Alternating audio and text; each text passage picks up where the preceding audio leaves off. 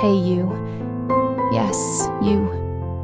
Do you know where the big dreams of little people are hidden? Get comfy and close your eyes, because I'm about to reveal a big secret of the little ones.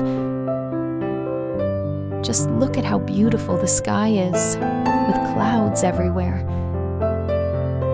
I know many people don't like rain and clouds, but I'm different. I love the sun too, and I just can't decide which I like more. Did you know there are special people, special animals, and special plants? I think I know the best way to explain to you what it means to be special and where that specialness is hiding. Now close your eyes, because I'm going to tell you the story of the Ugly Duckling. One sunny day on a quiet farm near a peaceful lake, Mother Duck was sitting on her eggs.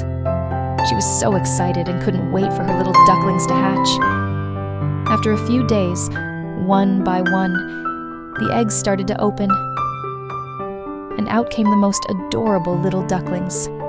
They were so cute, so fluffy, and so yellow that Mother Duck couldn't help but cuddle and snuggle them. But the last egg was bigger than the others, and Mother Duck eagerly waited for her last little duckling to arrive. Finally, out came a rather large and awkward-looking duckling, completely different from its brothers and sisters. Instead of soft yellow feathers, it had gray feathers and looked quite scruffy. Mother Duck was puzzled. How did this happen? Why was this duckling so different from the others? The news about the gray duckling spread quickly around the farmyard, and then all over the farm. Everyone wanted to see this little gray monster, because you know how stories spread. They're never told in moderation. They started making fun of it and calling it the Ugly Duckling. Mother Duck loved it just as much as all her other ducklings, but that didn't stop the other animals from teasing it. The Ugly Duckling felt hurt and sad because of their cruel words and behavior. It couldn't make any friends because no one wanted to play with the Ugly Duckling. Even its own brothers and sisters avoided it and made fun of it. One day, while all the other ducklings were playing in the yard, the Ugly Duckling couldn't take the pain anymore and decided to leave. It wandered far away from its mother, the farmyard, and its home, hoping to find a place where it would be accepted and have lots of friends. Its journey led it to the forest. The Ugly Duckling hoped to find someone who would love it just the way it was. But even in the forest, the animals weren't very kind. They all rejected it. With nowhere else to go, it continued wandering. It wandered for days and months. And eventually, winter arrived.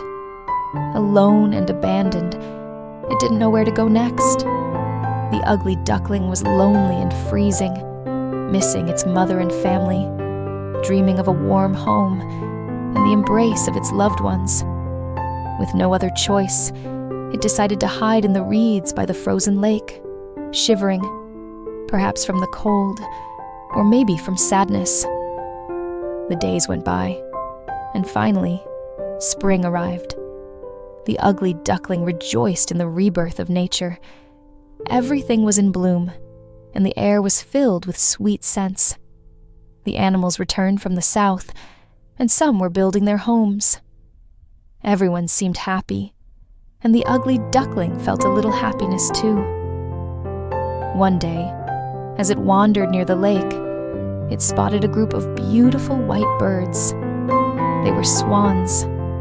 The duckling was mesmerized by their beauty and grace.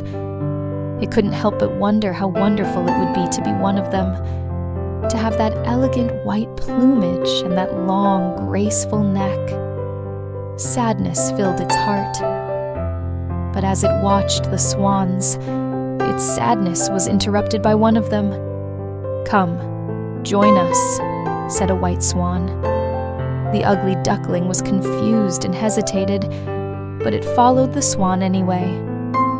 As it approached the sparkling lake, it noticed something wasn't right. It tried to find the reflection of the ugly duckling in the water, but it wasn't there. It looked a little closer, and in the water stood a beautiful, graceful swan, not the little gray, ugly duckling at all. Its joy knew no bounds. It had finally found its family and others, who didn't run away from it or make fun of it. Never again did it feel ugly or unwanted. So remember, true identity lies deep in the heart and can't always be seen or understood right away.